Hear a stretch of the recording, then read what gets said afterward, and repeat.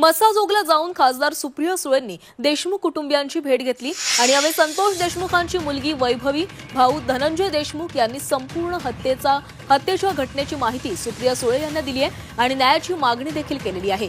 यावेळी देशमुख कुटुंबियांचं म्हणणं ऐकून घेत ही तुमची लढाई नसून ही आमची लढाई आहे असं सांगत मुख्यमंत्र्यांसमोर आता पदर पसरून न्याय देण्याची मागणी करणार असल्याचंही सुप्रिया सुळे म्हणाल्या।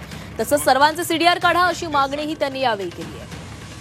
हो शेजारीच हो ओके। मी आज एक महाराष्ट्रातली महिला म्हणून, खासदार म्हणून नाही, मुख्यमंत्र्यांना जाणार आहे, मी त्यांना वेळ मागणार आहे आणि माझा पदर पुढे करणार आहे की बाबा आमच्या पदरामध्ये आमच्या या भावासाठी न्याय। आणि हे जे अंधाधुंदी कारभार चाललाय, तुम्ही आंदोलन वगैरे काय करू नका, तुमचा लढा आम्ही लढू।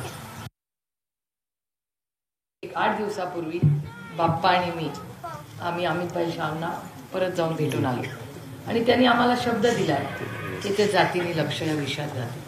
त्यामुळे मी पुन्हा सांगते, मला याच्यात राजकारण करायचं नाही। आम्ही दोघं फोटो टाकू शकलो होतो, बाय स्टेटमेंट, पण मी केलं नाही। याचं कारण असं की एका गृहमंत्र्याकडे आम्ही दोघं लोकशाही पद्धतीने न्याय मागायला।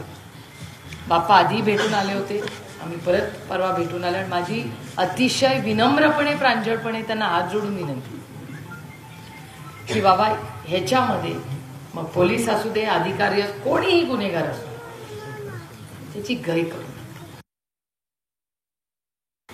आणि मला कृष्णा अंधाळेचा सीडीआर फोन पडला, कुठे गेला फोन? सीडीआर काढा तुम्ही। फोन असा जातो पुढे, आम्हाला सीडीआर पाहिजे। कृष्णा अंधाळे आणि प्रत्येक जे 7 लोक अटक झाले त्यांचा सीडीआर हा फोनचा मिळालाच पाहिजे आणि याच्यासाठी आपण सगळे मिळून लढा लढू।